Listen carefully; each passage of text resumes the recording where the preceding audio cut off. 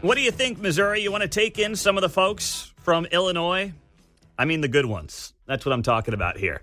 Let's go to David Stokes, our buddy at the Show Me Institute on KCMO Talk Radio, and dive into this story that I admit I didn't know about, and that is that voters in 33 Illinois counties passed a referendum to secede from Illinois, citing frustrations with Chicago's dominance and high taxes. So, David, what do you say? You want to bring them into the Show Me state, my man? Most of them, yeah. Most of these counties, sure. I think it would be great. A couple of them are like sort of really far from Missouri and maybe should look towards Indiana as a better spot. But most of them, I think, would fit nicely with Missouri. And, yeah, of course, the blog post I wrote on this at showmeinstitute.org might be a little intended for humor. But this is a real effort over in Illinois. It's called the Illinois Separation Referendum. And as you led with, over the past couple of years, 33 counties, which is about a third of the counties in Illinois, have passed this, including just 7 in the election 2 weeks ago, 7 more in the election 2 weeks ago. These counties are in southern and central Illinois. When it passes, it tends to pass overwhelmingly with 75 to 80% of the people in those counties supporting it. I'll grant you, it's a little easier to vote yes when it's just sort of obviously it's a non-binding thing. So it's easy to vote yes maybe, but still that's a lot of people expressing the desire to create a new state. They call it sort of unofficially New Illinois, to separate off. It's basically in their idea, it's almost all of Illinois except Cook County / Chicago. And I would say, let's get Missouri and be aggressive. A lot of these counties border Missouri or are close to Missouri. And so, as the title of the blog post says, let's grow Missouri literally. Okay, so realistically, what does this look like? Like how – I have no idea on the wording of the legislation in these counties, what any of this looks like. So what is a realistic plan that something like this would end up happening? What would have to happen? Well, realistically is less fun to talk about because of course this is highly unlikely. Well, hold on. Let me just say this. Didn't this also happen in either Oregon or Washington where a bunch of those counties wanted to join Idaho? Absolutely, Pete, and that was great. I was going to mention that as well. A similar thing is happening in the greater Idaho movement right now, where for basically the same reason, the large rural counties of eastern Washington and eastern Oregon are tired of being dominated by Portland and Seattle, respectively, and there's a burgeoning movement there, very similar to this Illinois movement, to leave Washington and Oregon. And in this case, I think they do actively want to join Idaho. It's not about creating their own state. Similar, there's been parts of Vermont, small parts of Vermont, that have had secession movements to leave Vermont to join New Hampshire. I think very small areas, but this does happen. And I think, it's been a long time since something like this did happen, with West Virginia being the most famous example of a state seceding from another state and forming its own place. It took a civil war to allow that to happen. Hopefully we can do it peacefully here. But we've gotten so used to having 50 states, this nice round number.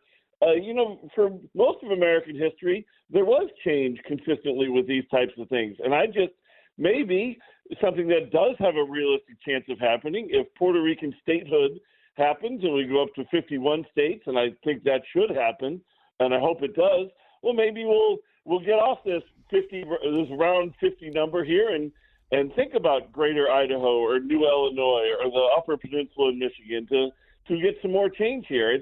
It's not totally crazy if people want to make this type of change and are willing to go through the legislative efforts to do it, which are admittedly extraordinarily complicated. Well, as we continue to be divided as a nation, what I think you'll see is, although this really didn't happen 2 weeks ago, but red states get redder, blue states get bluer as people continue to basically pick and choose where they want to live, in large part based on their politics. But actually what happened is every single state in the country moved to the right from 2020. So it's not even like the blue states are getting bluer. The blue states got significantly redder in some cases. Massachusetts, New York, New Jersey, all moved the most to the right, and those are considered pretty deep blue states. So I mean, it's interesting to me to see how this is all playing out, David. It is interesting, and it's a great open question, and I don't have the precise answer to it. That is the extent that we should allow this to continue. People sort where they live all the time. I talk about it a lot at the city and county level as people choose within a metro area where to live based on the services and taxes that different cities and school districts and the like offer. So it happens all the time. We tend to think of it more maybe in local government, but certainly people are leaving California to move to Texas or Nevada because they're tired of the taxes and the regulations in California and New York. So people sort like this all the time, and maybe it shouldn't be so almost impossible. Again, it hasn't happened in a long time for states and people inside states to sort themselves out by creating new states. Why? Obviously, it should be very hard to do, but I don't think it should be impossible to do this. Why do you want Puerto Rico as a state, out of curiosity? I've long been a supporter of Puerto Rico statehood, and interestingly, on the election 2 weeks ago, they had another referendum on that question on the Puerto Rican ballot.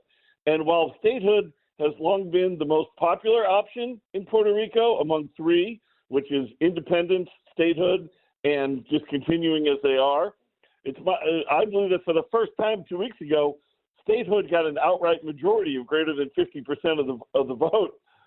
So I think Puerto Rico is a large island with a large economy and a large population, and I believe that it has met every qualification for statehood, and the only reason it hasn't happened was because we sort of moved away from adding new states as we have just we filled the country out. Now it just doesn't happen as much as it used to. Yeah, but it's a floating island of garbage. Right, that's I'm kidding. You can laugh at that, David. Come on. I am laughing. A poorly timed and inappropriate joke, but some people think it's funny. Great. Hey, it didn't hurt. It didn't hurt. Despite what the media said, it didn't hurt. It didn't hurt with the Puerto Rican jokes, or it did with the Puerto Rican voter. I'll just leave it at that. They get a joke better than white progressives do, apparently. Oh, man. All right.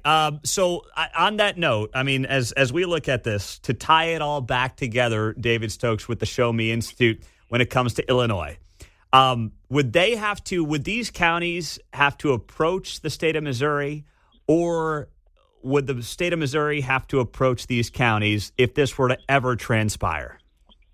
I think the latter should happen. I think the state of Missouri, again, speaking somewhat whimsically here, yes, I think the state of Missouri should approach that movement and say, look, we're happy to grow and expand into here. And the goal of the Illinois separation referendum is to get enough counties to pass this that the people of the state of Illinois and maybe the U.S. Congress have to start taking it seriously. I mean, what if they had 80 or 90 counties in the state pass this to do this? I mean, at some point you have to at least consider it if that's what the overwhelming number of the will of the people have shown. 33 counties have passed it. I have no doubt that there's a few dozen more in southern and central that have a very good chance of passing it. It's going to get a lot harder once you get to northern Illinois. But maybe at some point it hits critical mass, and it's time to have a serious discussion on it. And that's really the goal of the movement over there right now, just to get to that point. All right. You're the man. I love it, David. I always love the ideas and appreciate the thoughts. And we will talk to you soon, my friend.